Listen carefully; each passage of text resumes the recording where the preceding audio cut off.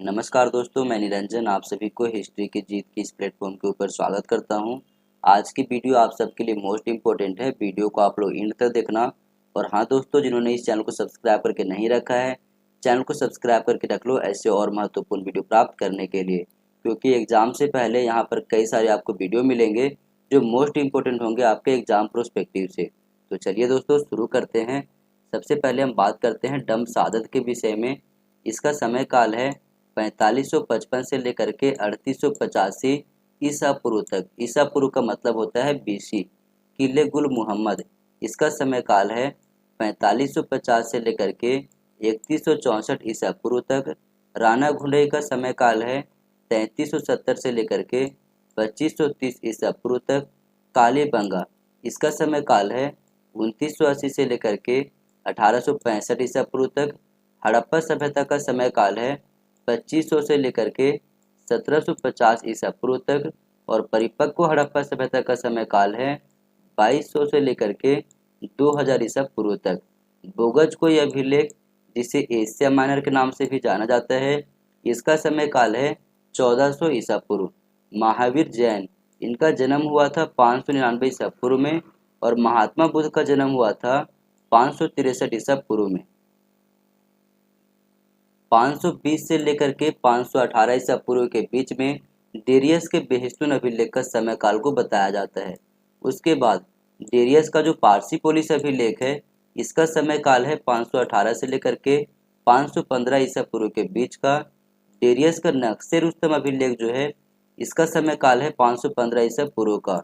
इसी बीच में अगर हम आगे बढ़े 500 से लेकर के 400 ईसा पूर्व के बीच में, तो इस समय क्या होता है कि मगध के जो शासक हैं वो अपने साम्राज्य को बढ़ाने के लिए आपस में संघर्ष करते रहते हैं। यानी कि सत्ता का जो सुदृढ़ीकरण है, उसका समय काल जो है मगध शासकों का, वो है 500 से लेकर के 400 ईसा पूर्व के बीच का। इसी बीच अजातशत्रु का समय काल शुरू होता है 484 ईसा पूर्व में। और अजातशत्रु जो है वो लिच्छवियों के साथ युद्ध करता है और इसका समय काल है 484 से लेकर के 468 ईसा पूर्व तक का। महात्मा बुद्ध का मृत्यु हुआ था 483 ईसा पूर्व में। 331 ईसा पूर्व में अर्बेला का युद्ध हुआ था। यह युद्ध सिकंदर और डेरियस के बीच में हुआ था। इस युद्ध में डेरियस पराजित होता है और डेरियस की राजधानी पारसी पुलिस को जला करके खत्म कर दिया जाता है सिकंदर की सेना के द्वारा। इसके बाद 326 ईसा पूर्व में हाइडेस्पिज का युद्ध होता है। ये युद्ध होता है सिकंदर और राजा पोरस, जो कि भारतीय राजा था, इसके बीच में। ये युद्ध में राजा पोरस जो है वो हार जाता है। इसके बाद 325 ईसा पूर्व में भारत से सिकंदर जो है वापस चला जाता है और फाइनली 323 ईसा पूर्व में सिकंदर की मृत्यु हो जाती है। 322 ईसा पूर्व में चंद्रगुप्त मौर्य के द्वारा अंतिम नंद शासक धनानंद को पराजित कर दिया गया था। अब यहाँ पर नंद वंश की बात हो रही है, तो महाबोधि वंश के अनुसार से अगर हम नंद वंश के शासकों के क्रम देखें तो सबसे पहले आता है उग्रसेन। उग्रसेन को महापद्म नंद भी कहा जाता है। उसके बाद आता है पंडुक, पंडुगति, भूतपाल, राष्ट्रपाल, गोविशानक। गोविशानक को गोविंशक भी कहा गया है। उसके बाद आता है दाससिद्धक, कैवर्त और धन। धन को धनानंद भी कहा जाता है। यानी कि नंद वंश के शासकों में सबसे अंतिम था धनानंद। 322 ईसा पूर्व में मौर्य वंश की स्थापना होती है चंद्रगुप्त मौर्य के द्वारा। उसके बाद 293 से लेकर के 170 ईसा पूर्व के बीच में महामेघवान राजवंश की स्थापना होती है। महामेघवाहन राजवंश का दूसरा नाम है चेदी राजवंश। अब इसे महामेघवाहन इसलिए कहा गया था क्योंकि इसके संस्थापक ही थे महामेघवाहन। और इस राजवंश का जो सबसे प्रमुख राजा रहा है उसका नाम है खारवेल। सेकेंड सेंचुरी बीसी में बैक्टीरिया में यूनानी शासन की समाप्ति होती है। आगे यदि हम बात करें तो 269 ईसा पूर्व में अशोक का राज्याभिषेक होता है। इसके बाद 261 ईसा पूर्व में कलिंग का युद्ध होता है अशोक के द्वारा। 185 ईसा पूर्व में अंतिम मौर्य शासक बृहदत्त की हत्या कर दी जाती है पुष्यमित्र शुंग के द्वारा। और इसके बाद पुष्यमित्र शुंग जो हैं वो शुंग राजवंश की स्थापना करते हैं। अब यदि हम शुंग राजवंश के शासकों के क्रम देखें तो सबसे पहले आएगा पुष्यमित्र शुंग, उसके बाद अग्निमित्र, वसुज्येष्ठ, वसुमित्र, आंध्रक, पुलिंदक, घोष, वज्रमित्र, भद्रक, भागवत और सबसे अंतिम में आएगा देवभूति। देवभूति को बाद में जो है वासुदेव कन्नौ के द्वारा समाप्त कर दिया जाता है, यानी कि मार दिया जाता है। और फिर वासुदेव कन्नौ जो है वो कन्नौ वंश की स्थापना 73 ईसा पूर्व में करते हैं। इस बीच का एक मोस्ट इंपोर्टेंट घटना है 165 ईसा पूर्व का। 165 ईसा पूर्व में यूची ट्राइब को पराजित करके उसे चीन के तुर्किस्तान से बाहर निकाल दिया जाता है। इसके बाद हम बात करेंगे 73 ईसा पूर्व के कन्नौ वंश के शासकों के क्रम के विषय में। तो सबसे पहले वासुदेव कन्नौ, वासुदेव कन्नौ के द्वारा कन्नौ वंश की नींव रखी गई। इसके बाद आता है भूमिमित्र, उसके बाद नारायण और सबसे अंतिम में आता है सुशर्मा।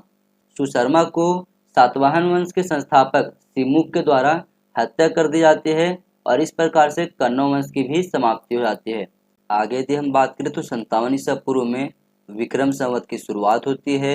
ये शुरुआत की जाती है राजा विक्रमादित्य के द्वारा। विक्रम संवत को एक अलग नाम से भी जाना जाता है और वो है मालवा संवत। अब जितने भी संवत है सभी को हम लोग एक ही जगह पे देख लेते हैं। शक संवत की शुरुआत होती है 78 एडी में कुषाण वंशी शासक कनिष्क के द्वारा। उसके बाद कलचुरी चेदित संवत की शुरुआत होती है 248-49 ईस्वी में। गुप्त संवत की शुरुआत होती है 319 ईस्वी में। कोलम संवत 825 ईस्वी। चालुक्य विक्रम संवत 1076 ईस्वी। इलाही संवत 1582 ईस्वी। इसके बाद हिजरी संवत और सबसे अंतिम में आता है ग्रेगोरियन संवत। अब हम बात करते हैं सातवाहन वंश के शासकों के क्रम के विषय में। तो सातवाहन वंश के संस्थापक थे सिमुक, उसके बाद आता है कृष्ण जिसे कनह कहा गया है। उसके बाद सतकर्णी प्रथम, सतकर्णी द्वितीय, लंबोदर, स्वाति, स्कंद स्वाति, मृगेंद्र सतकर्णी, कुंताला सतकर्णी, सतकर्णी तृतीय और उसके बाद आता है पुल्लुमावी प्रथम।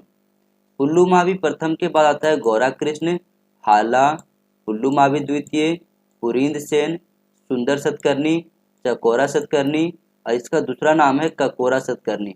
उसके बाद आता है शिवासवती, गौतमी पुत्र सतकर्णी, वशिष्ठी पुत्र पुल्लुमावी जिसे पुल्लुमावी तृतीय भी कहा जाता है।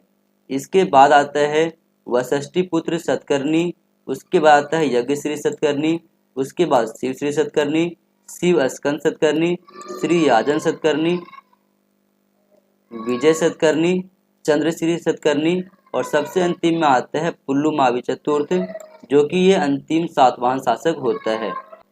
अब हम बात करते हैं इंडो ग्रीक शासकों के विषय में। तो सबसे पहले आता है सेल्यूकस निकेटर। सेल्यूकस निकेटर का उत्तराधिकारी बनता है एंटियोकस प्रथम, उसके बाद एंटियोकस द्वितीय, डायोडोटस, डायोडोटस के बाद आता है डायोडोटस द्वितीय, उसके बाद यूथाइडेमुस, यूथाइडेमुस के बाद आता है डेमेट्रियस प्रथम, यूक्रेटाइटिस, अपोलोडोटस, मिनांडर, अस्ट्रेटो प्रथम, उसके बाद उत्तराधिकारी बनता है अस्ट्रेटो द्वितीय, हेलियोक्लीज, एंटियाल्किडस और सबसे अंतिम में आता है हेरमायूस जिसे हर्मियस भी कहा जाता है। अब हम बात करते हैं कनिष्क के विषय में। कनिष्क का राज्याभिषेक हुआ था 78 एडी यानी कि 78 ईस्वी में। कनिष्क जो है वो कुषाण वंश का शासक था। अब कुषाण वंश के जितने भी शासक रहे हैं उसके अगर हम क्रम देखें तो सबसे पहले आएगा कुजुल कटफिसेस, उसके बाद भीम कटफिसेस, कनिष्क, वाशिष्क, हुविस्क, कनिष्क द्वितीय और सबसे अंतिम में वासुदेव प्रथम। आगे यदि हम बात करें तो 90 एडी यानी कि 90 ईस्वी में चीनी जनरल पांचाओ के द्वारा कुषाण राजा को बाहर खदेड़ा गया। उसके बाद 100 से लेकर के 200 ईस्वी के बीच में सातवाहनों के द्वारा भूमि अनुदान का आरंभिक शिलालेखीय साक्ष्य में प्राप्त होता है। 124 ईस्वी में गौतमी पुत्र ने नहपान को हरा करके उसकी हत्या कर दिया। 190 ईस्वी में कारिकल शासक बनते हैं और ये संगम काल के चोल शासक था। अब चूंकि यहाँ पर चोल शासकों की बात हो रही है तो उत्तरवर्ती जो चोल शासक रहे हैं हम उसके सही क्रम को अगर देखें तो सबसे पहले आएगा विजयालय। विजयालय ने 850 ईस्वी में चोल वंश की स्थापना किया था। उसके बाद आदित्य प्रथम, प्रांतक प्रथम, सुंदर चोल, सुंदर चोल को प्रांतक द्वितीय के नाम से भी जाना जाता है। उसके बाद राजाराज प्रथम जिसे अरिमोली वर्मन कहा जाता है। उसके बाद राजेंद्र प्रथम, राजाधिराज, राजेंद्र द्वितीय, वीर राजेंद्र, अधिराजेंद्र, कुलोत्तुंग प्रथम, विक्रम चोल, कुलोत्तुंग द्वितीय, राजाराज द्वितीय, राजाधिराज द्वितीय, कुलोत्तुंग तृतीय, राजाराज तृतीय और सबसे अंतिम में राजेंद्र तृतीय। आगे यदि हम बात करें तो 319 ईस्वी में चंद्रगुप्त प्रथम का राज्याभिषेक होता है। चंद्रगुप्त प्रथम जो है वो गुप्त वंश का शासक था और इसके राज्याभिषेक के साथ ही गुप्त संवत की शुरुआत होती है 319 ईस्वी में। अब चूंकि यहाँ पर गुप्त वंश के शासकों की बात हो रही है तो सबसे पहले हम उसके क्रम को देखते हैं। तो गुप्त वंश का संस्थापक था श्रीगुप्त। श्रीगुप्त के बाद आता है घटोत्कच, चंद्रगुप्त प्रथम, समुद्रगुप्त, चंद्रगुप्त द्वितीय, कुमारगुप्त, स्कंदगुप्त, पुरुगुप्त, कुमारगुप्त द्वितीय, बुधगुप्त, नरसिंहगुप्त, कुमारगुप्त तृतीय और सबसे अंतिम में आता है विष्णुगुप्त। 335 से लेकर के 375 ईस्वी के बीच का जो समय काल है उस समुद्रगुप्त का समय काल है। इसके बाद अगर हम बात करें तो 375 ईस्वी में चंद्रगुप्त द्वितीय का राज्याभिषेक होता है। 399 ईस्वी में चीनी यात्री फायान जो है उस चंद्रगुप्त द्वितीय के दरबार में आता है। 427 ईस्वी में कुमारगुप्त प्रथम के द्वारा नालंदा विश्वविद्यालय की स्थापना की जाती है। 476 ईस्वी में आर्यभट्ट का जन्म होता है। आगे यदि हम बात करें तो 477 ईस्वी में बुधगुप्त का शासनकाल शुरू होता है। 575 ईस्वी में पल्लव वंश की नींव रखी जाती है जिसे शाही पल्लव वंश के नाम से भी जाना जाता है। पल्लव वंश के संस्थापक थे सिंह विष्णु।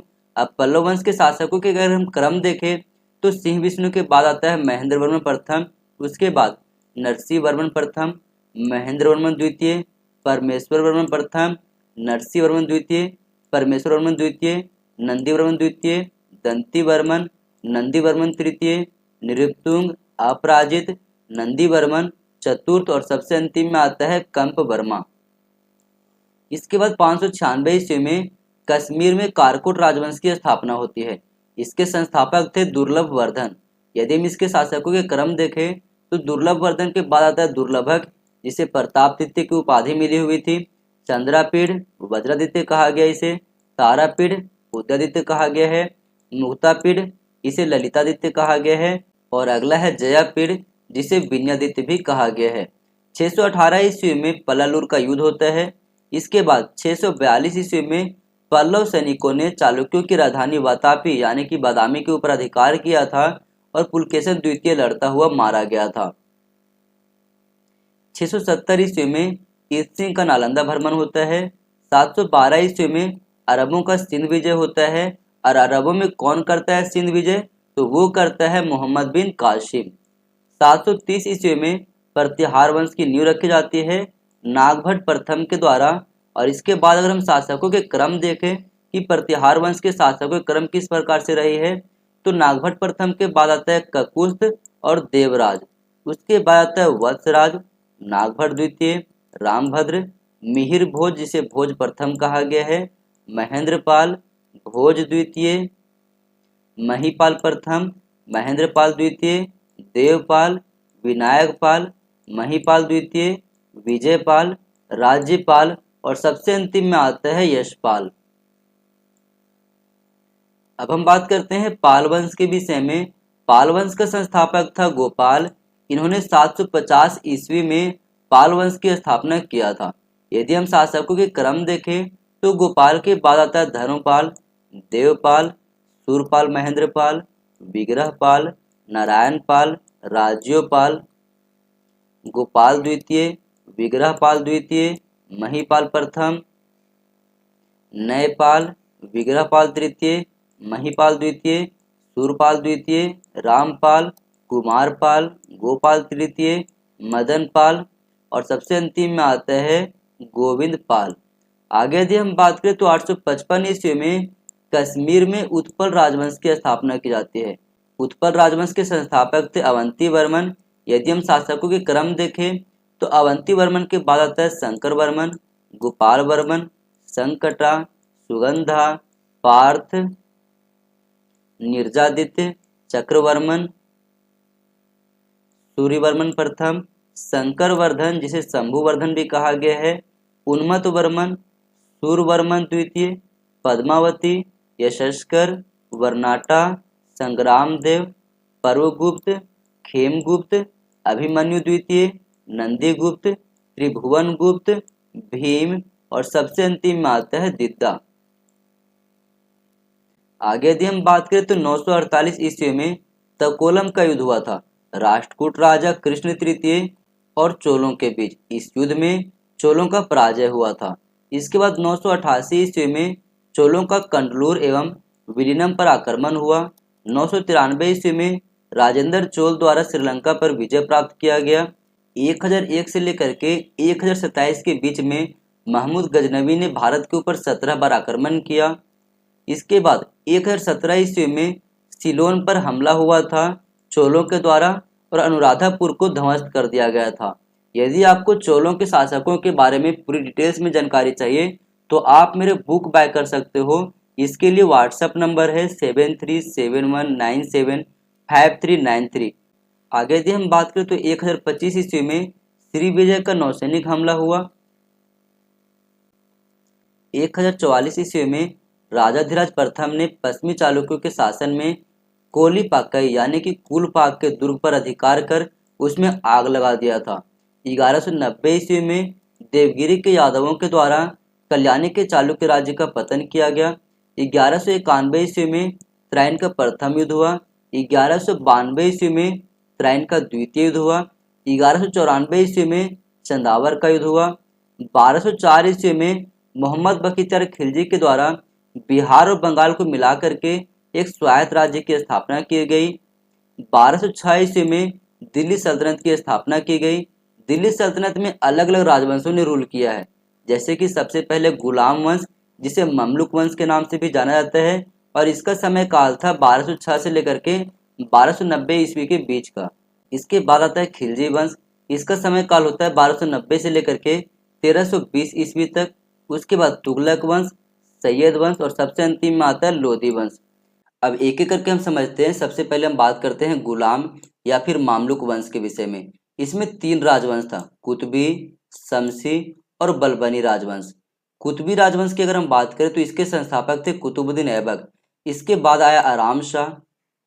आराम शाह के बाद शमसी राजवंश की स्थापना शमसुद्दीन इल्तुतमिश के द्वारा किया गया। इसके बाद इसका उत्तराधिकारी बना रुकनुद्दीन फिरोज शाह, रजिया सुल्तान, बहराम शाह, अलाउद्दीन मसूद शाह और इसके बाद फिर आया नासरुद्दीन महमूद। नासरुद्दीन महमूद के बाद गयासुद्दीन बलबन के द्वारा बलबनी राजवंश की स्थापना की गई। इसके बाद आया कैकूबाद और सबसे अंतिम में आया कैमुर्स। आगे यदि हम बात करें खिलजी राजवंश या फिर खिलजी वंश के विषय में तो संस्थापक इसका होता है जलालुद्दीन फिरोज खिलजी, जिसका समय काल 1290 से लेकर के 1296 ईस्वी के बीच में था। इसके बाद आता है अलाउद्दीन खिलजी, उसके बाद शहाबुद्दीन उमर, उसके बाद आता है कुतुबुद्दीन मुबारक शाह खिलजी। कुतुबुद्दीन मुबारक शाह खिलजी का समय काल होता है 1316 से लेकर के 1320 ईस्वी तक। इसके बाद आता है तुगलक वंश। तुगलक वंश का समय काल होता है 1320 से लेकर के 1414 ईस्वी के बीच तक। इसका संस्थापक होता है गयासुद्दीन तुगलक। इसके बाद इसका उत्तराधिकारी बनता है मोहम्मद बिन तुगलक, फिरोज शाह तुगलक, तुगलक शाह द्वितीय, अबू बकर, मोहम्मद शाह, हुमायूं खां और सबसे अंतिम में आता है महमूद शाह। इसके बाद 1414 ईस्वी में सैयद वंश की स्थापना खिजर खां के द्वारा किया जाता है। यदि हम इसमें शासकों के क्रम देखें तो खिजर खां के बाद आता है मुबारक शाह, उसके बाद मोहम्मद शाह और सबसे अंतिम में आता है अलाउद्दीन आलम शाह। इसका समय काल होता है 1443 से लेकर के 1451 ईस्वी के बीच तक। आगे यदि हम बात करें तो बहलोल लोदी के द्वारा 1451 ईस्वी में लोदी वंश की नींव रखी जाती है और लोदी वंश में बहलोल लोदी के बाद आता है सिकंदर लोदी और उसके बाद आता है इब्राहिम लोदी। इसी बीच में क्या होता है कि 1526 में इब्राहिम लोदी और बाबर के बीच में प्रथम पानीपत का युद्ध होता है और इब्राहिम लोदी युद्ध भूमि में मारा जाता है और इस प्रकार से दिल्ली सल्तनत की समाप्ति हो जाती है और बाबर के द्वारा फिर मुगल राजवंश की स्थापना होती है। आगे यदि हम बात करें तो 1228 ईस्वी में असम के अहोम साम्राज्य की स्थापना हुई। अगस्त 1290 ईस्वी में मलिक छज्जू का विद्रोह हुआ था। सितंबर 1290 में ताजुद्दीन कुची का विद्रोह। 1291 में सिद्दी मौलक का षड्यंत्र हुआ था जिसे बाद में फांसी दे दिया गया था। अब हम बात करते हैं अलाउद्दीन खिलजी के समय की घटनाओं के सही क्रम के विषय में।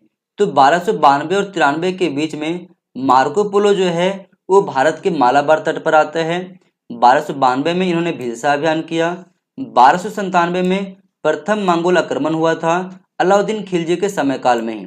उसके बाद 1298 में मूल्य नियंत्रण प्रयोग लाया गया। उसके बाद 1298 में ही गुजरात अभियान किया, जहां से मलिक काफूर को 1000 दिनार में खरीद करके लाया था। उसके बाद 1299 ईस्वी में जैसलमेर अभियान हुआ।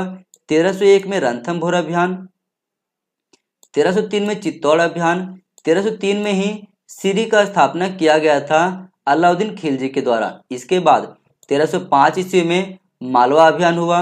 1308 ईस्वी में सिवान अभियान, 1311 ईस्वी में जालौर अभियान, 1312 ईस्वी में देवगिरी के ऊपर द्वितीय अभियान किया था और फाइनली 1313 ईस्वी में देवगिरी के यादवों को दिल्ली सल्तनत में मिला लिया था। अलाउद्दीन खिलजी का अगर हम दक्षिणी अभियान की अगर केवल बात करें तो देवगिरी के ऊपर उन्होंने 24 मार्च 1307 ईस्वी को पहली बार अभियान किया था और वहां पर रामचंद्र देव जो है शासक हुआ करते थे उस समय, और देवगिरी की राजधानी उस समय देवगिरी में ही थी। उसके बाद 1308 ईस्वी में तेलंगाना के ऊपर आक्रमण किया।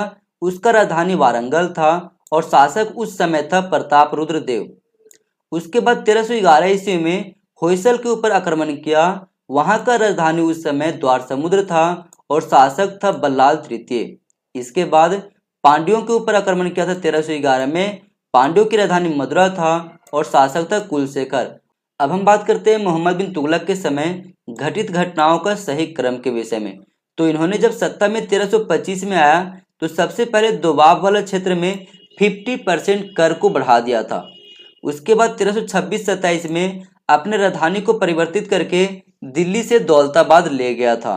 उसके बाद 1330 ईस्वी में सांकेतिक मुद्रा चलाया। 1332 ईस्वी में खुरासान अभियान किया। 1333 ईस्वी में कराची अभियान किया और 1333 ईस्वी में ही कराची अभियान के बाद इब्न बतूता जो है भारत आता है मोहम्मद बिन तुगलक के दरबार में। आगे यदि हम बात करें तो 1336 ईस्वी में मोहम्मद बिन तुगलक के कार्यकाल में ही हरिहर और बुक्का ने विजयनगर साम्राज्य की स्थापना दक्षिण भारत में किया था और 1347 ईस्वी में बहमनी साम्राज्य की स्थापना हसन गंगू के द्वारा किया गया था। अब हम बात करते हैं एक एक करके। सबसे पहले हम बात करते हैं विजयनगर साम्राज्य के शासकों के क्रम के विषय में। उसके बाद हम बात करेंगे बहमनी साम्राज्य के विषय में। यदि हम बात करें विजयनगर साम्राज्य के विषय में तो यहाँ पर भी 4 अलग अलग राजवंशों ने रूल किया था। सबसे पहले संगम वंश, उसके बाद सालू वंश, उसके बाद तुलु वंश और सबसे अंतिम में अराविडु वंश। संगम वंश के शासकों के अगर हम क्रम देखें तो सबसे पहले आया हरिहर, हरिहर के बाद बुक्का, उसके बाद हरिहर द्वितीय, विरूपाक्ष प्रथम, बुक्का द्वितीय, देवराय प्रथम, देवराय द्वितीय, मल्लिकार्जुन और उसके बाद आया था विरूपाक्ष द्वितीय। इसके बाद जो है सालू नरसिंह के द्वारा सालू वंश की नींव रखी जाती है और सालू नरसिंह के बाद आता है इमादुद्दीन नरसिंह। चूंकि इमादुद्दीन नरसिंह छोटा था यानी कि बाल्य अवस्था में था, जिसके कारण से इसका संरक्षक बना था नरसा नायक। इसके बाद जो है वीर नरसिंह तुलु वंश का नींव रखता है। इसके बाद आता है कृष्णदेव राय, अच्युत राय, वेंकट प्रथम और सबसे अंतिम में आता है सदाशिव। सदाशिव के बाद त्रिमल के द्वारा अराविडु वंश की स्थापना की जाती है। त्रिमल के बाद आता है श्रीरंग प्रथम, वेंकट द्वितीय, श्रीरंग द्वितीय, रामदेव, वेंकट तृतीय और सबसे अंतिम में श्रीरंग तृतीय। तो ये थे विजयनगर साम्राज्य के शासकों के क्रम। अब हम बात करते हैं बहमनी साम्राज्य के शासकों के क्रम के विषय में। तो बहमनी साम्राज्य की स्थापना हसन गंगू के द्वारा किया गया था। इसके बाद जो उत्तराधिकारी बना उसमें शामिल था, जो महत्वपूर्ण है उन्हीं को यहाँ पे लिखा गया है। मोहम्मद शाह प्रथम, अलाउद्दीन मुजाहिद, दाऊद शाह, मोहम्मद शाह द्वितीय, गयासुद्दीन तहमतन शाह, शमसुद्दीन दाऊद शाह द्वितीय, ताजुद्दीन फिरोज शाह, शिहाबुद्दीन अहमद शाह, अलाउद्दीन अहमद शाह द्वितीय, हुमायूं शाह, निजामुद्दीन अहमद शाह तृतीय, शमसुद्दीन मोहम्मद शाह तृतीय, शहाबुद्दीन महमूद, अहमद शाह चतुर्थ, अलाउद्दीन शाह, वलीउल्लाह शाह और सबसे अंतिम में आता है कलीमुल्लाह शाह। ये बहमनी साम्राज्य का अंतिम शासक था। अब हम आगे बात करते हैं तो 1408 ईस्वी में अटाला मस्जिद का स्थापना जौनपुर में किया गया था इब्राहिम सरकी के द्वारा। इसके बाद 1414 ईस्वी में खिजर खां के द्वारा दिल्ली में सईद वंश की नींव रखी गई थी। 1422 ईस्वी में बंदा नवाज का दरगाह बनाया गया था। 1432 ईस्वी में बंगाल के ऊपर महायान रिपोर्ट आया था और इस रिपोर्ट के आधार पर बंगाल में रेशम कीट पालन का प्रथम बार उल्लेख हमें देखने को मिलता है। इसके बाद 1435 ईस्वी में उड़ीसा के गजपति साम्राज्य की स्थापना हुई। 1436 ईस्वी में गुजरात और मालवा की सल्तनत की स्थापना हुई। 1498 ईस्वी में एस्टडो द इंडिया एक पुर्तगाली कंपनी का स्थापना किया गया था वास्को डिगामा के द्वारा। उसके बाद 1510 ईस्वी में पुर्तगालियों के द्वारा गोवा पर अधिकार कर लिया गया। 1518 ईस्वी में गोलकुंडा सल्तनत का उदय हुआ, जबकि बहमनी साम्राज्य का पतन भी इसी समय हो चुका था। इसके बाद 21 अप्रैल 1526 ईस्वी में पानीपत का प्रथम युद्ध होता है बाबर और इब्राहिम लोदी के बीच में, और इसके बाद फाइनली बाबर के द्वारा 1526 में ही मुगल साम्राज्य की नींव रखी जाती है। अब हम बात करते हैं मुगल साम्राज्य के शासकों के सही क्रम के विषय में। तो सबसे पहले आया बाबर, उसके बाद हुमायूं, अकबर, जहांगीर, शाहजहां, औरंगजेब, बहादुर शाह प्रथम, जहांदर शाह, फर्रुखसियर, रफीउद्दर्जात, रफीउद्दौला, मोहम्मद शाह, आलमगीर द्वितीय, शाह आलम द्वितीय, अकबर शाह द्वितीय, और सबसे अंतिम में आता है बहादुर शाह जफर, जिसे बहादुर शाह द्वितीय भी कहा गया है। जफर इसका एक उपाधि था या फिर कहें तो उपनाम। इसका समय काल था 1837 से लेकर के 1857 ईस्वी तक। अब हम बात करते हैं बाबर के समय घटित घटनाओं के सही क्रम के विषय में। तो बाबर ने पहली बार भारत के ऊपर जो आक्रमण किया था उसका समय था 1519 ईस्वी में बाजौर और भीरा को उन्होंने जीता था। उसके बाद 1519 में ही यूसुफजाई कबीले के विरुद्ध उन्होंने पेशावर में अभियान किया था। 1520 में सियालकोट को जीता। 1524 में पंजाब के अधिकांश हिस्सों को जीत करके उसके ऊपर अपना अधिकार जमा लिया था। इसके बाद बाबर का पांचवा आक्रमण 21 अप्रैल 1526 ईस्वी में हुआ था, और यहाँ पर कौन लड़ाई लड़ रहा था? तो वो लड़ रहा था इब्राहिम लोदी, जो कि दिल्ली सल्तनत का शासक था। इस युद्ध को पानीपत का प्रथम युद्ध के नाम से जाना जाता है। इसके बाद छठा युद्ध जो हुआ था वो हुआ था 16 मार्च 1527 ईस्वी को। इसको खानवा का युद्ध कहते हैं। ये हुआ था राणा सांगा के साथ। इसके बाद चंदेरी का युद्ध हुआ था 1528 में मेदिनी राय के साथ, और फाइनली 1529 ईस्वी में घाघरा का युद्ध हुआ था अफगानी सेना महमूद लोदी के साथ। और ये घाघरा के युद्ध के बाद जो है बाबर की मृत्यु हो जाती है 1530 ईस्वी में, और इसके बाद 1530 ईस्वी में हुमायूं का राज्याभिषेक होता है। तो चलिए अब हम बात करते हैं हुमायूं के द्वारा जो भी घटनाएं घटित की गई थी उसके विषय में। हुमायूं ने पहली बार 1531 ईस्वी में कालिंजर अभियान किया था, और उस समय वहां का राजा प्रताप रुद्र देव था। उसके बाद 1532 में दोहरिया अभियान, उसके बाद 1532 में ही चुनार अभियान, 32 में ही दादरा का युद्ध हुआ था। 1533 में दिल्ली में दिनपना पुस्तकालय का स्थापना किया था।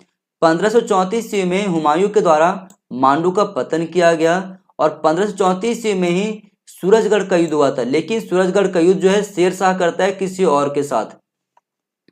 1535 ईस्वी में बहादुर शाह से संघर्ष हुआ था हुमायूं का। जून 1539 ईस्वी में चौसा का युद्ध हुआ था हुमायूं और शेर शाह के बीच में। शेर शाह को ही शेर खां भी कहा जाता है। उसके बाद मई 1540 में कन्नौज या फिर कहे तो बिलग्राम का युद्ध हुआ था। मई 1555 ईस्वी में मच्छीवाड़ा का युद्ध हुआ था, और फिर इसके बाद जून 1555 में सरहिंद का युद्ध। और फाइनली क्या होता है कि 27 जनवरी 1556 ईस्वी में हुमायूं की मृत्यु हो जाती है। हुमायूं के मृत्यु के बाद जो है अकबर शासक बनता है। तो चलिए अब हम बात करते हैं अकबर के समय काल में घटित घटनाओं के सही क्रम के विषय में। अकबर के समय काल में जो पहला युद्ध हुआ था वो था पानीपत का द्वितीय युद्ध। ये हुआ था 1556 ईस्वी में। उसके बाद 1560 ईस्वी में तिलवाड़ा का युद्ध हुआ था। 1561 में मालवा विजय। 1562 में मेड़ता अभियान। 1562 में ही दास प्रथा का अंत किया गया था अकबर के द्वारा। 1562 में अतगा खान का मकबरा बनाया गया था दिल्ली में। 1562 में ही राजा बिहारी मल का अकबर से मुलाकात हुआ था। 1563 में तीर्थ यात्रा करके समाप्ति की गई थी। 1564 में जय करके समाप्ति की गई थी। 1564 ईस्वी में ही गढ़कटंगा यानी कि गोंडवाना अभियान हुआ था। 1564 में ही रानी दुर्गावती का निधन हो गया था। 1564 में ही चांद बीबी का विवाह हुआ था, और 1565 ईस्वी में हाजी बेगम के द्वारा दिल्ली में हुमायूं का मकबरा का निर्माण किया गया था।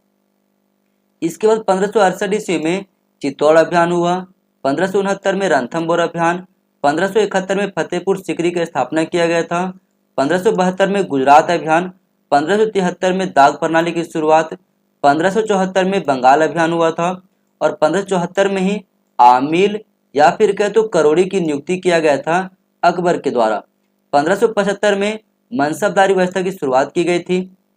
1575 में ही इबादत खाना या फिर कहे तो उपासना घर की शुरुआत की गई थी। 1576 में हल्दी घाटी का युद्ध, 1576 में ही एंटोनियो कैब्रल को अकबर के दरबार में राजदूत के रूप में भेजा गया था। इसके बाद 1576 में गुलबदन बेगम के द्वारा हुमायूंनामा की रचना की गई। 1577 ईस्वी में नौरोज त्यौहार का पुनरुत्थान हुआ, यानी कि नौरोज त्यौहार को पुनः शुरू किया गया।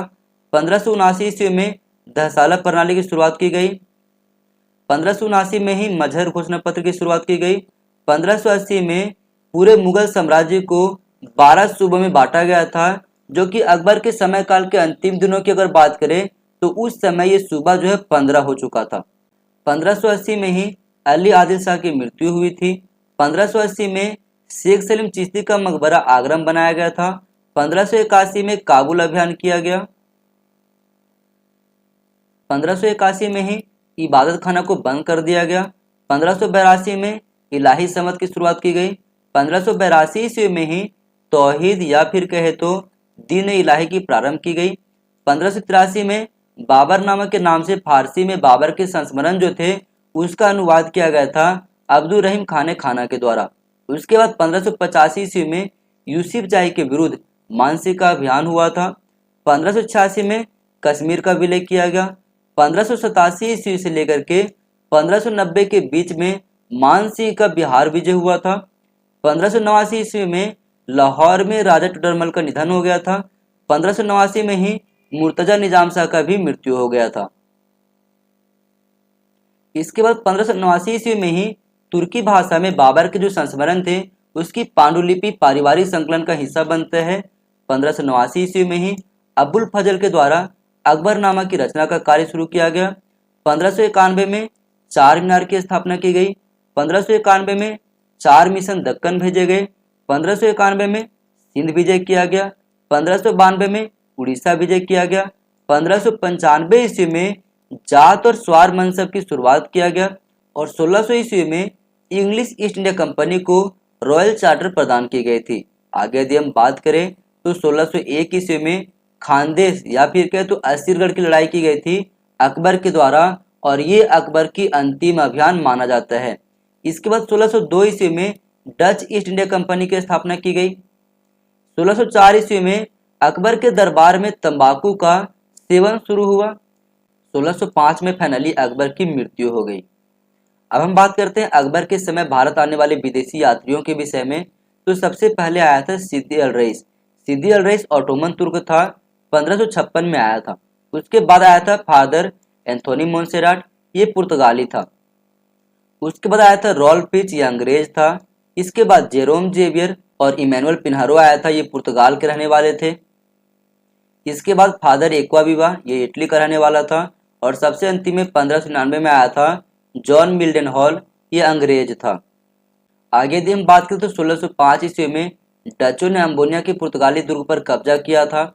1606 ईस्वी में डचों ने मसूलीपट्टनम में फैक्ट्री स्थापित करने के लिए गोलकुंडा के शासकों से फरमान प्राप्त किया था। 1611 ईस्वी में बेगम शाही मस्जिद का निर्माण लाहौर में जहांगीर द्वारा किया गया था। 1611 ईस्वी में ही चश्मा नूर अजमेर में बनाया गया। 1611 में ही मसूलीपट्टनम में ईस्ट इंडिया कंपनी के द्वारा कारखाना स्थापित किया गया।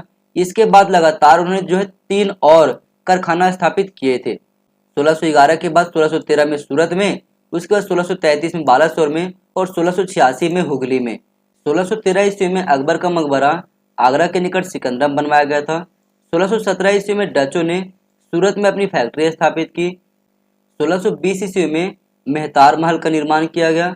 1622 ईस्वी में नूरजहां के द्वारा आगरा में इत्मादुद्दौला का मकबरा बनाया गया। 1627 से लेकर के 1647 ईस्वी के बीच में लाहौरी के द्वारा बादशाहनामा के पहले 2 दफ्तरों की रचना की गई। 1627 ईस्वी में इब्राहिम रोजा का निर्माण किया गया। 1627 ईस्वी में ही आगरा के किले में दीवान आम का निर्माण किया गया। 1630 ईस्वी में कछवाहा पर जय सिंह का अधिमिलन हुआ। 1632 में ताजमहल का निर्माण किया गया था आगरा में। 1636 में निजाम शाही का अंत हो गया। 1636 में ही बीजापुर और गोलकुंडा से मुगलों की संधि हुई। इसके बाद 1641 ईस्वी में आसफ खान का मकबरा का निर्माण लाहौर में किया गया। 1646 में मुगलों का बल्ख के ऊपर अधिकार हुआ था।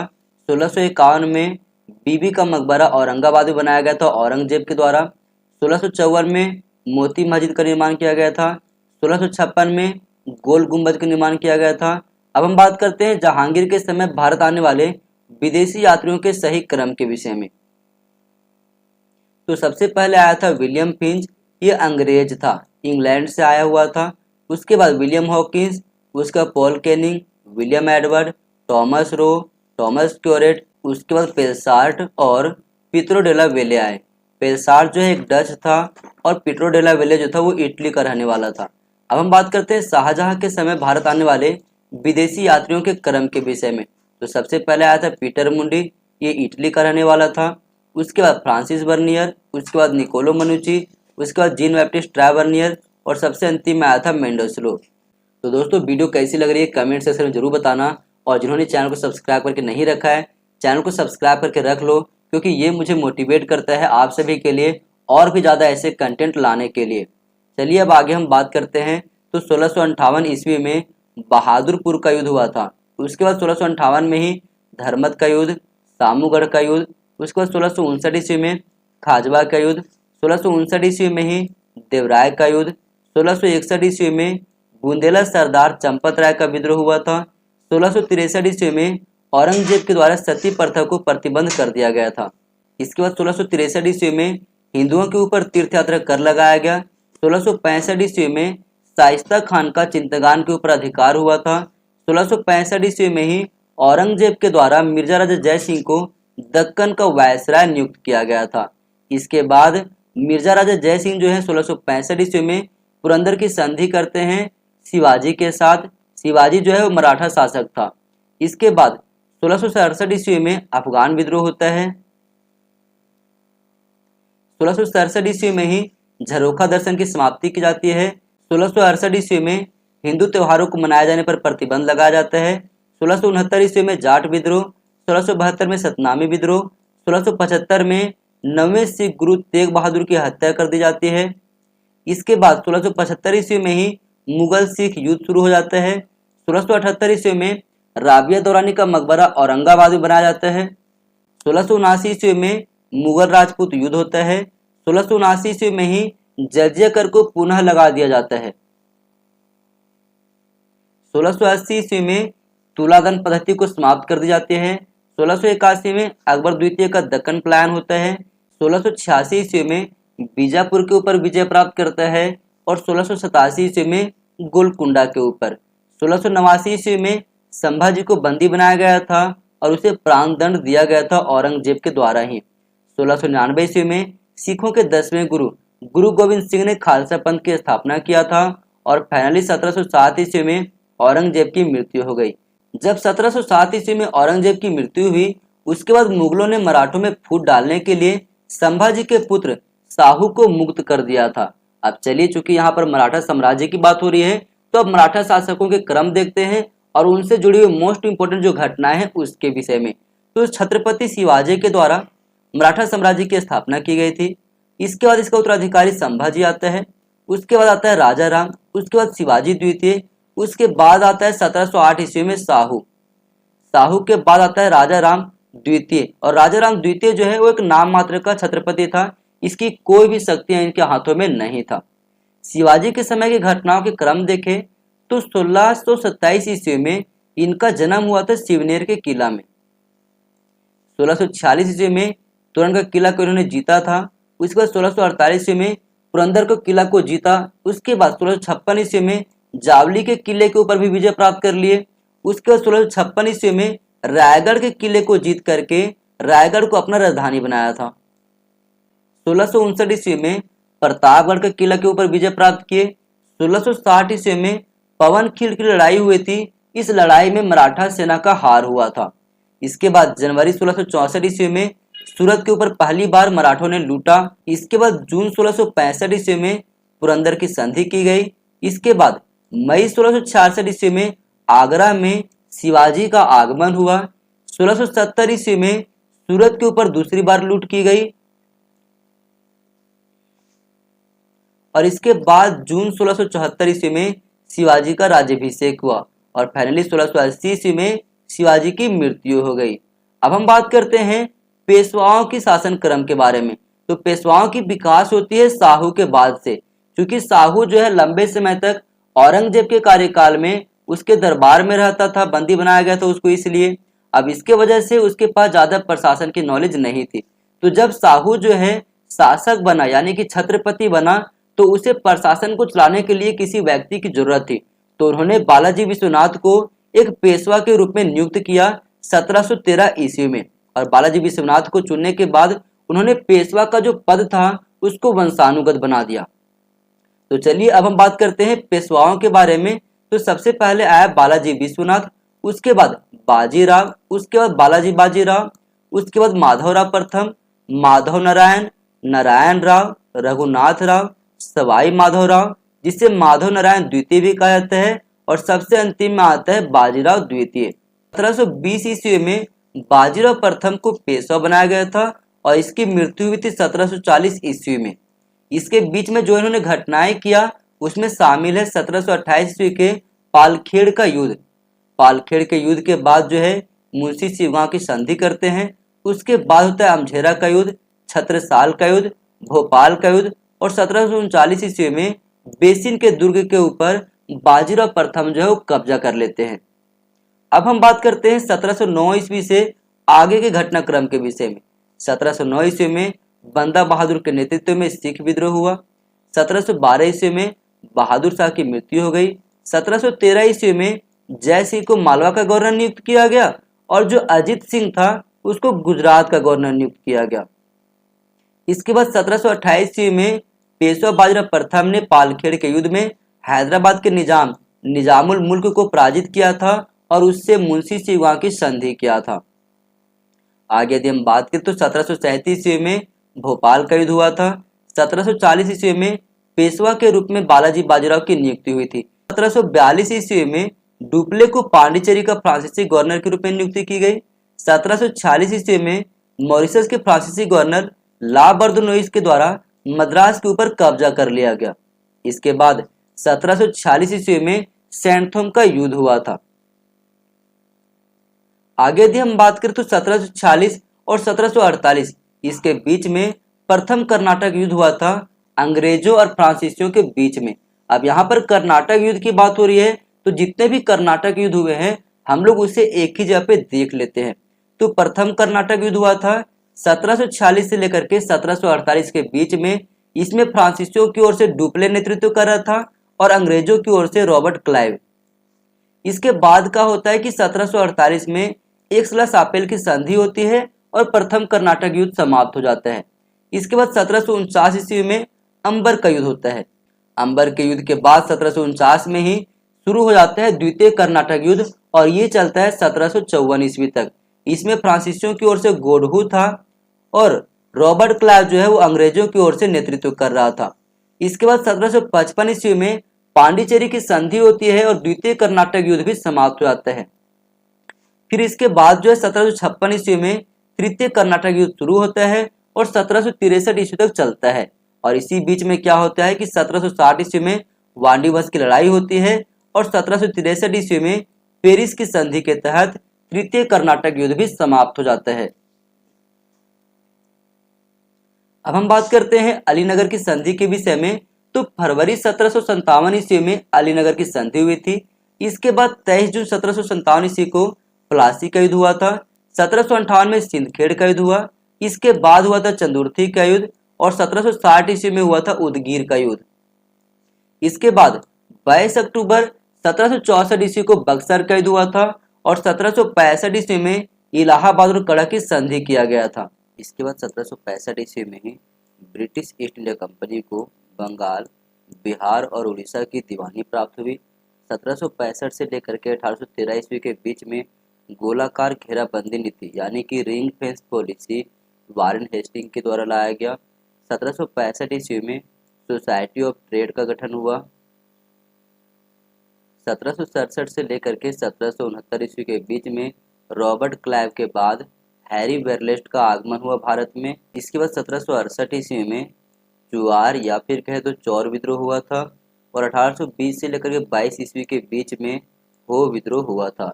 1769 ईस्वी में हैरी बेरलेस्ट के बाद जॉन कार्टियर का भारत में आगमन होता है। 1770 ईस्वी में बंगाल में अकाल पड़ता है। 1771 ईस्वी में मोती तालाब का युद्ध होता है। 1772 ईस्वी में सन्यासी एवं फकीर टोलियों का विद्रोह होता है बंगाल और बिहार में। इसके बाद 1772 ईस्वी में ही दीवानी एवं फौजदारी अदालतों की स्थापना होती है। 1772 ईस्वी में ही द्वैत सरकार को समाप्त कर दिया जाता है। ये द्वैत सरकार 1765 से 1772 ईस्वी के बीच में चला था।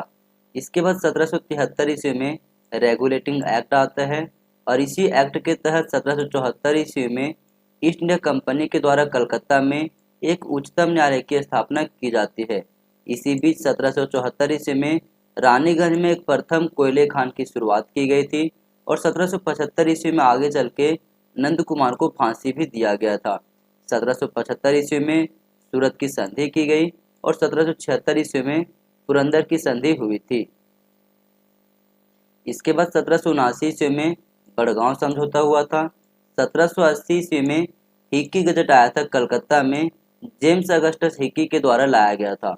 इसके बाद 1780 से 1784 ईस्वी के बीच में द्वितीय आंग्ल मैसूर युद्ध हुआ था। अब यहाँ पर आंग्ल मैसूर युद्ध की बात हो रही है, तो जितने भी आंग्ल मैसूर युद्ध हुए थे उससे हम लोग एक ही साथ देख लेते हैं। सबसे पहले 1768 और 1769 ईस्वी के बीच में प्रथम आंग्ल मैसूर युद्ध हुआ था और इसकी समाप्ति मद्रास की संधि के तहत 1769 ईस्वी में हुई थी। इसके बाद 1780 से लेकर के 1784 ईस्वी के बीच में द्वितीय आंग्ल मैसूर युद्ध हुआ था और 1784 ईस्वी में मंगलौर की संधि के तहत द्वितीय आंग्ल मैसूर युद्ध की समाप्ति हो गई थी। इसके बाद 1790 से लेकर के 1792 ईस्वी के बीच में तृतीय आंग्ल मैसूर युद्ध हुआ था और 1792 ईस्वी में श्रीरंगपट्टनम की संधि के तहत तृतीय आंग्ल मैसूर युद्ध की समाप्ति हो गई। इसके बाद 1799 ईस्वी में चतुर्थ आंग्ल मैसूर युद्ध हुआ था और इसी युद्ध में टीपू सुल्तान युद्ध करते हुए मारा जाता है और फाइनली इस प्रकार से मैसूर का जो है सारा क्षेत्र अंग्रेजों के अधिकार में चला जाता है। आगे यदि हम बात करें तो 1781 ईस्वी में कलकत्ता मदरसा, जिसका दूसरा नाम है आलिया मदरसा, इसका स्थापना वारेन हेस्टिंग के द्वारा कलकत्ता में किया जाता है। इसके बाद 1781 ईस्वी में ही एक्ट ऑफ सेटलमेंट आता है, जिसका दूसरा नाम हिंदी में अगर कहे तो बंदोबस्त कानून है। इसमें प्रावधान किया गया था कि गवर्नर जनरल के परिषद के द्वारा निर्मित नियमों और विनियमों को उच्चतम न्यायालय में पंजीकृत नहीं किया जाना चाहिए। इसके बाद 1784 ईस्वी में सर विलियम जोन्स के द्वारा एशियाटिक सोसाइटी ऑफ बंगाल की स्थापना की गई। 1785 ईस्वी में वारेन हेस्टिंग के विरुद्ध हाउस ऑफ कॉमन में महाभियोग चलाया गया। 1785 ईस्वी में ही मैत्री संधि किया गया था महादजी सिंधिया और सिखों के बीच में। आगे चल के 1786 के अधिनियम के तहत 1786 में ही गवर्नर जनरल को गवर्नर जनरल और सेनापति दोनों की शक्तियां प्राप्त हुई थी। 1790 ईस्वी में बंगाल में जमींदारों के साथ 10 वर्षीय बंदोबस्त किया गया था। 1791 ईस्वी में संस्कृत कॉलेज बनारस में या फिर कहे तो वाराणसी में जोनाथन डंकन के द्वारा स्थापित किया गया था। अब जितने भी संस्कृत कॉलेज मोस्ट इम्पोर्टेंट है उसको हम लोग एक ही क्रम में देख लेते हैं। जैसे कि सबसे पहले 1791 ईस्वी में संपूर्णानंद संस्कृत विश्वविद्यालय वाराणसी में स्थापित किया गया था। 1821 में पूना संस्कृत कॉलेज, जिसका दूसरा नाम है दक्कन कॉलेज। 1824 में कलकत्ता संस्कृत कॉलेज या फिर कहे तो कलकत्ता संस्कृत विश्वविद्यालय। 1961 ईस्वी में कामेश्वर सिंह दरभंगा संस्कृत विश्वविद्यालय। 1962 में नेशनल संस्कृत यूनिवर्सिटी तिरुपति आंध्र प्रदेश में। 1962 में ही लाल बहादुर शास्त्री नेशनल संस्कृत यूनिवर्सिटी दिल्ली में। 1970 ईस्वी में केंद्रीय संस्कृत विश्वविद्यालय दिल्ली में। 1981 ईस्वी में श्री जगन्नाथ संस्कृत विश्वविद्यालय पुरी उड़ीसा में। इसके बाद 1993 ईस्वी में श्री शंकराचार्य संस्कृत विश्वविद्यालय कोची केरल में स्थापित किया गया था। 1997 ईस्वी में कवि कुलगुरु कालिदास संस्कृत विश्वविद्यालय नागपुर में स्थापित किया गया था। 2001 ईस्वी में जगत गुरु रामानंदाचार्य संस्कृत विश्वविद्यालय जयपुर में स्थापित किया गया था। इसके बाद 1792 ईस्वी में अलेक्जेंडर रीड ने रैयतवाड़ी व्यवस्था प्रारंभ किया था। 1793 ईस्वी में लॉर्ड कॉर्नवालिस के द्वारा कॉर्नवालिस कोड का अधिनियमन किया गया। 1793 ईस्वी में ही लॉर्ड कॉर्नवालिस के द्वारा अस्थायी बंदोबस्त बंगाल, बिहार और उड़ीसा में शुरू किया गया था। इसके अतिरिक्त उत्तर प्रदेश के बनारस और उत्तरी कर्नाटक में भी शुरू किया गया था। आगे यदि हम बात करें तो 1793 ईस्वी में ही वैधानिक आधार पर नगरपालिका संस्थान की शुरुआत की गई। 1794 ईस्वी में महादजी सिंधिया की मृत्यु हो गई थी। 1795 ईस्वी में अहिल्याबाई होलकर की मृत्यु हुई। 1795 ईस्वी में ही मराठा पेशवा जो था सवाई माधवराव, इसकी मृत्यु हुई। 1795 ईस्वी में खुर्दा का लड़ाई किया गया था हैदराबाद के निजाम और मराठाओं के बीच में। 1795 ईस्वी में ही शिशुवध को हत्या घोषित किया गया था रेगुलेशन 3 के तहत। इसके बाद 1798 ईस्वी में सहायक संधि किया गया था हैदराबाद के निजाम और ईस्ट इंडिया कंपनी के बीच में। इसके बाद 1798 ईस्वी में ही कलकत्ता टाउन सुधार संबंधी लॉर्ड वेलेजली का मिनट आया था। आगे यदि हम बात करें तो 1799 ईस्वी में रंजीत सिंह का लाहौर के ऊपर कब्जा हुआ था। 1799 ईस्वी में ही सूरत के बंदरगाह का अधिग्रहण किया गया था। 1800 ईस्वी में नाना फडणवीस की मृत्यु हुई थी। 1800 ईस्वी में ही फोर्ट विलियम कॉलेज की स्थापना किया गया था लॉर्ड वेलेजली के द्वारा। इसके बाद 1801 ईस्वी में थॉमस मुनरो से स्वतंत्र जिलों के भूमि राजस्व का प्रभार ग्रहण करने के लिए कहा गया। 1801 ईस्वी में ही लॉर्ड वेलेजली के द्वारा कर्नाटक को कब्जे में लिया गया। 1802 ईस्वी में बसीन की संधि हुई थी। ये बसीन की संधि लॉर्ड वेलेजली और मराठाओं के बीच में हुआ था। अब जितने भी संधियां और युद्ध हुए हैं मराठा और अंग्रेजों के बीच में, उससे हम लोग एक ही जगह पे देख लेते हैं। सबसे पहले 1775 ईस्वी में हुआ था सूरत की संधि, और इस संधि के बाद 1775 से लेकर के 1782 ईस्वी के बीच में प्रथम आंग्ल मराठा युद्ध हुआ था। इसके बाद 1782 ईस्वी में सालबाई की संधि के साथ प्रथम आंग्ल मराठा युद्ध समाप्त हो गया था। इसके बाद 1802 ईस्वी में बसीन की संधि हुई थी, और बसीन की संधि के साथ ही 1803 ईस्वी से लेकर के 1805 ईस्वी के बीच में द्वितीय आंग्ल मराठा युद्ध हुआ था। इसके बाद तृतीय आंग्ल मराठा युद्ध 1817 से लेकर के 1819 ईस्वी के बीच में होता है। आगे यदि हम बात करें तो 1802 ईस्वी में शिशु बलि पर रोक लगाया गया। 1803 ईस्वी में असहाय की संधि की गई। 1803 ईस्वी में ही सुरजी अर्जन गांव की संधि किया गया था सिंधिया और अंग्रेजों के बीच में। 1805 ईस्वी में राजघाट की संधि हुई थी। 1806 ईस्वी में वेल्लोर विद्रोह हुआ था। 1808 ईस्वी में मालकोम फारस मिशन और एल्फिस्टन काबुल मिशन का शुरुआत हुआ था। 1809 ईस्वी में अमृतसर की संधि हुई थी राजा रंजीत सिंह और ईस्ट इंडिया कंपनी के बीच में। 1813 से लेकर के 1857 ईस्वी के बीच में अधीनस्थ अलगाव की नीति लाई गई थी लॉर्ड हेस्टिंग के द्वारा। इसके बाद 1814 ईस्वी में प्रथम आंग्ल नेपाल युद्ध हुआ था, और इसकी समाप्ति 1816 ईस्वी में सुगौली की संधि के तहत हुई थी। आगे यदि हम बात करें तो 1814 ईस्वी में ही भारतीय संग्रहालय की स्थापना की गई। 1817 ईस्वी में उड़ीसा जमींदार विद्रोह हुआ था, और इसके बाद फिर 1817 ईस्वी में ही पायका विद्रोह हुआ। इसके बाद 1818 ईस्वी में भील विद्रोह, और फिर 1818 ईस्वी में ही बघेरा विद्रोह हुआ था। आगे यदि हम बात करें तो 1818 ईस्वी में सेरमपुर कॉलेज की स्थापना की गई थी। 1819 ईस्वी में ब्रिटिशों के द्वारा दक्कन अधिग्रहण किया गया और बॉम्बे को एक नया प्रांत की राजधानी बनाया गया। इसके बाद 1820 से लेकर के 1822 ईस्वी तक वहाबी आंदोलन चला। इसके बाद 1820 ईस्वी में ही रैयतवाड़ी व्यवस्था की शुरुआत की गई थी टॉमस मुनरो के द्वारा। ये रैयतवाड़ी व्यवस्था बम्बई, मद्रास और असम में शुरू किया गया था। 1822 ईस्वी में बॉम्बे समाचार पत्र की शुरुआत की गई थी फरदोंजी मुर्जबान के द्वारा। 1822 ईस्वी में ही महालवाड़ी विनियम का निर्णय लिया गया था हॉल्ट मैकेंजी के द्वारा। ये महालवाड़ी व्यवस्था पंजाब, मध्य प्रांत और आगरा में शुरू किया गया था। इसके बाद 1824 से लेकर के 1826 ईस्वी के बीच तक प्रथम आंग्ल बर्मा युद्ध हुआ था। अब यहाँ पर आंग्ल बर्मा युद्ध की बात हो रही है, तो जितने भी आंग्ल बर्मा युद्ध हुए हैं हम उसे एक ही जगह पे देख लेते हैं। सबसे पहले 1824 ईस्वी से लेकर के 1826 ईस्वी के बीच में प्रथम आंग्ल बर्मा युद्ध हुआ और इसकी समाप्ति 1826 ईस्वी में यांडूम की संधि के तहत की गई। इसके बाद 1852-53 में द्वितीय आंग्ल बर्मा युद्ध हुआ और फाइनली 1885 ईस्वी में तृतीय आंग्ल बर्मा युद्ध हुआ था।